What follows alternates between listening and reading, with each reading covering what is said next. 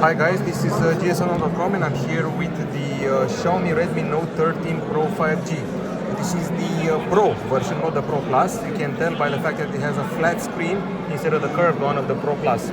So, a few things to notice here. We're dealing still with a pretty classy body. We have very narrow bezels, we got glass at the front, Gorilla Glass, and my guess is that we still have glass at the back side and hopefully an aluminum frame. If not, it's a very highly resilient and rugged plastic.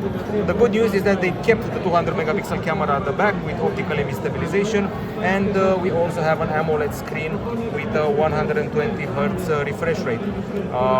It's got a Snapdragon 7S Gen 2 processor inside instead of the Dimensity 7200 of the Pro Plus.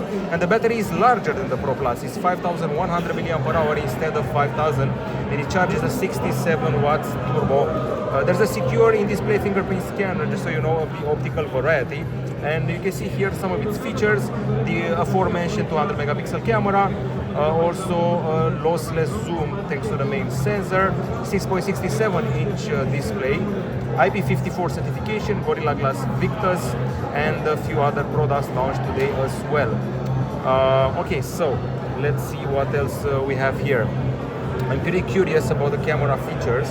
So we have a short video, long exposure, panorama, time-lapse pro, and slow-mo. This is the night mode. We have a portrait mode as well. This is the regular photo, and we also have an ultra-wide camera. I suppose it's still an 8 megapixel camera for the ultra-wide and 2 megapixel for macro. This is the video capture. You can go up to 4K.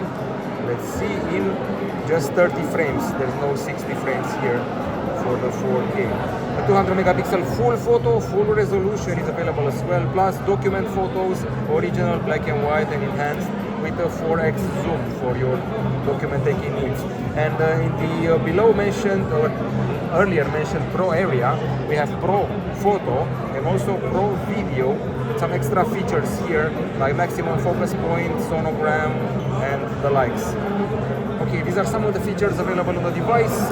If we quickly access the settings, we're going to learn more about the handsets. So yes, we have 256 gigabytes of storage, and we should also get some extra RAM. There's 8 gigs of RAM, expandable by up to another 4 at least. This is the CPU here.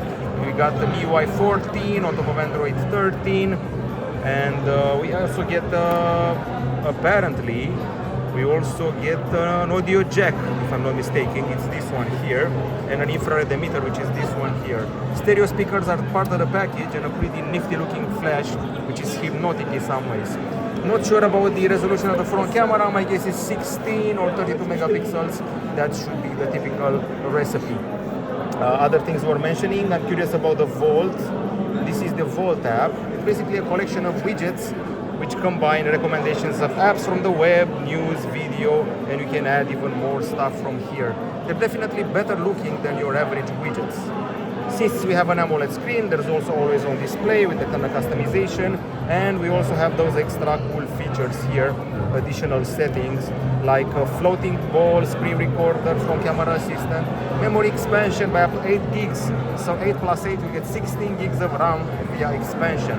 And then we have the pulse. You can use the fingerprint sensor to measure your pulse, and well, that's about it.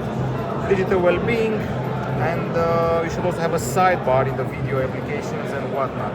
Plus the security app, which is basically your hub for the well-functioning of the phone. You got the cleaner, security, assessment, intense cleaning. There's a special Facebook area, log app, and turbo mode for the gamers.